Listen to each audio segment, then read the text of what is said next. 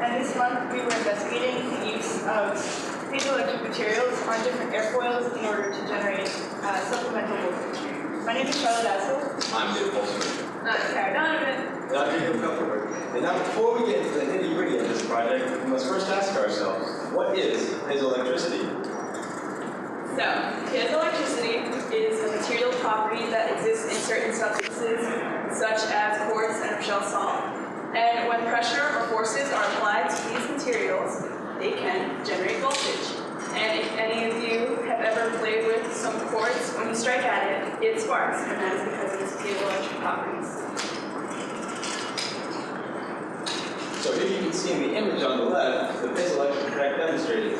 The disc being a piezoelectric material is experiences a pressure or an impact, which then results in a voltage. However, there's also a reverse piezoelectric effect, in which the voltage applied to a piezoelectric material will produce an acoustic wave, a deformation of the piezoelectric material, or vibrations. And although there are several piezoelectric materials that naturally do this, we decided to use a synthetic macrofiber composite that was imbued with piezoelectric effects through the process of polarization. So normally, an image, this material looks like image A, and where those arrows are dipoles, or separations of charge, that are directed in certain directions. However, these dipoles are directed in ways that cancel each other out. When a voltage is applied, as in picture B, all the dipoles align with one another, and then they stay like that, you can have the voltage move, as in picture C. And now this material is piezoelectric. Now, some of you may be wondering, what can piezoelectric materials do for me? Well, there are actually some very common everyday uses for piezoelectric materials. For example, sensors make use of the piezoelectric effect to actually measure vibrations and force, whereas ultrasound makes use of the reverse piezoelectric effect to actually produce vibrations. However, in our experiment, we wanted to see if we could harvest energy with piezoelectric materials. The goal of our experiment was to investigate whether or not piezoelectric materials, which would be attached to different types of aircraft, could produce enough voltage to supplement the electrical energy on these machines. So the military right now is actually researching the use of piezoelectric materials in their UAVs, specifically in the Raven. They've installed piezoelectric materials in the wings of the plane, and they use the turbulence of the flight to recharge the battery, resulting in a longer flight life. So we were working off this idea and trying to implement it on a larger scale. And there have been previous experiments done with UAVs and piezoelectric materials, and they were able to produce up to 3 volts. And here's some of the images of the UAVs that they used. So we knew that it could be done, and so now we're just trying to improve upon that. Now, in our initial experimentation, we had to do bench tests in order to ensure that we could actually generate a voltage with the MFCs that we were using. So what we did is we created a circuit with specific materials that were designed for the scale of our project. So for example, the capacitor that we used, it was small in size and it was also very sensitive. So this is helpful for us. And also it didn't leak too much current in comparison to the size. In addition, the MFC, the macrofiber composite that we used, was also small and particularly sensitive. And during this bench test, we actually found that we could generate a maximum of 10 volts. So this told us that we were on the right track. Up here, you can see a diagram of the circuit that we built from here to here. So how this works is you have your 2 MFCs on the left and right. And when they experience a vibration, they send an alternating current into the center of the circuit. And right here is the bridge rectifier circuit. What this bridge rectifier does 4 diodes. And diodes are circuit elements that are able to direct current. So now the bridge rectifier circuit can take the alternating current from the MFCs and direct it toward the capacitor, which will store the voltage, and to the data logger, which would be here, which would read the stored voltage. So we initially wanted to do our testing with an RC plane because it would be most comparable in size to a UAV. Unfortunately, we ran into some problems.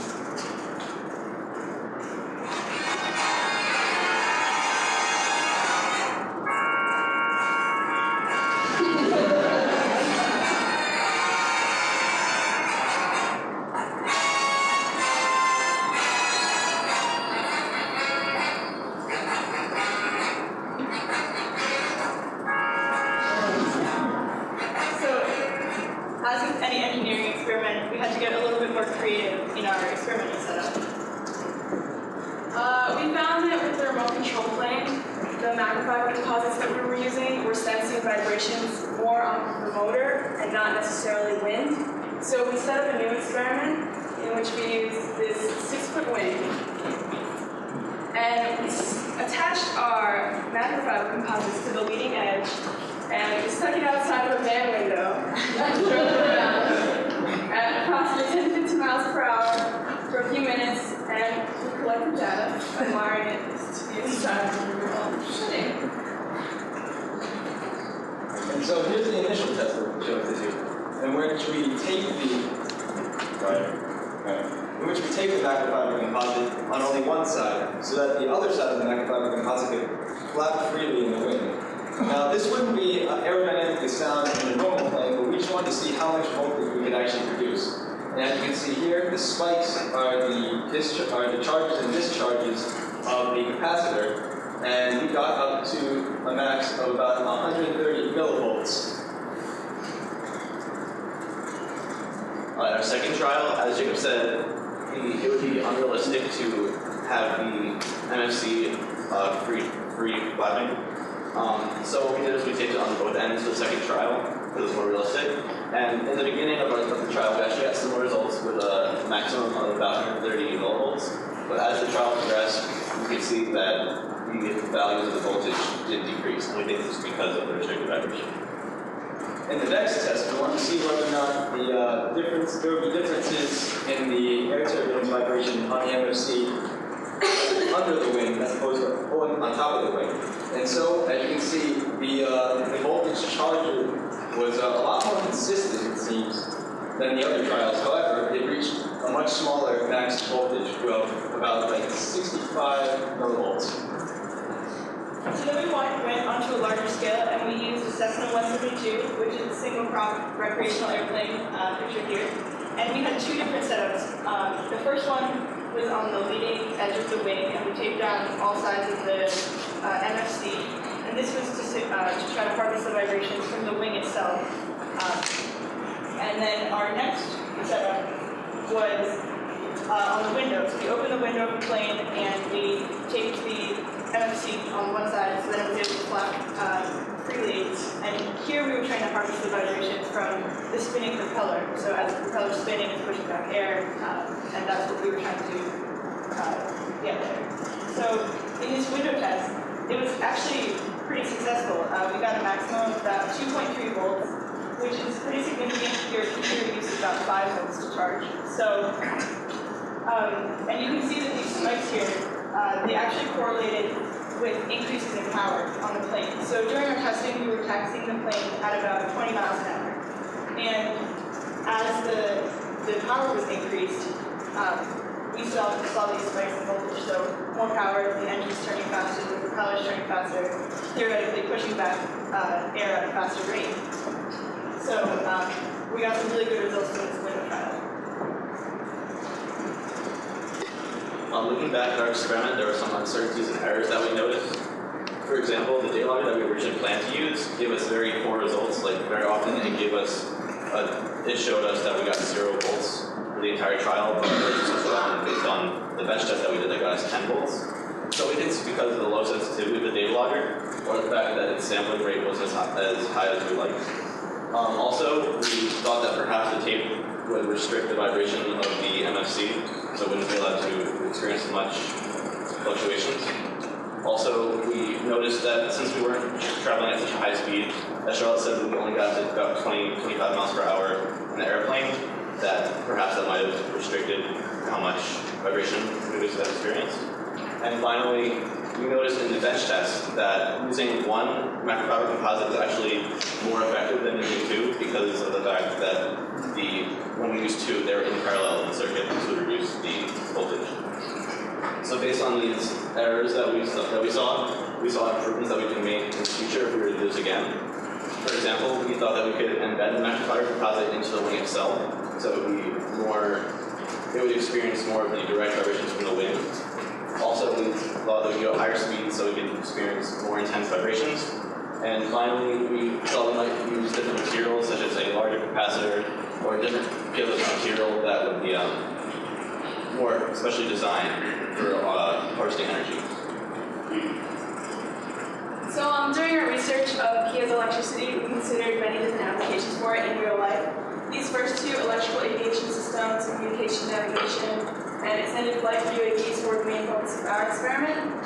However, other transportation systems such as buses, cars, boats, could also have P.I.E.'s electricity applied to them. And microelectromechanical systems, otherwise known as nanotechnology, also work on such a small scale that the size of voltage produced by piezoelectrics is appropriate for that sort of system. And even large household machines, air conditioners, laundry machines, vibrate. So if you were to attach, ideally, macrofiber composites to these machines, maybe they could vibrate enough to generate voltage for them to power themselves. So for these future tests, there's a lot of different things that we have to consider. First of all, just the legality of installation. If you were working on a larger scale with commercial planes or commercial jets or military planes, the FAA right now it's just not legal to have MFC flapping off your wing. So we have to look into that. And then this also leads into looking at the effect of the MFC on drag and plane performance, because you don't want the increased drag from your MFC to be counteracting the supplemental electricity that you're harvesting. So again, we'd also look at how to improve our circuit, maybe choosing a different capacitor, using a different type of piezoelectric material. And it would also be advantageous for us to be able to store this voltage, because right now the capacitor is pretty short-term energy storage, so it's mostly instantaneous usage. So we'd have to look into some sort of battery that can store this this current that we're producing. It would also be interesting to look into integration of materials between the piezoelectric material that we're using and the structural material that makes up these planes. Maybe you would be able to get more vibrations from a wing that's made completely out of MFC or a propeller, so that you can maximize the vibrations that you're harnessing. So in conclusion, we were able to produce a maximum of 2.3 volts. And this was on the Cessna window trial, in which the MFC was flagging freely. Whether or not this setup would be viable in the actual Cessna is up to debate. As Charlotte said, the FAA probably wouldn't like it if you had piezoelectrics flapping off of your plane. And but we did find that it did allow them to produce a lot more voltage. And hopefully, piezoelectrics will be able to become more viable an option, and more research can be done into them. This will only happen, though, when they become easier to manufacture and, as a result, cheaper to buy, because they ain't cheap.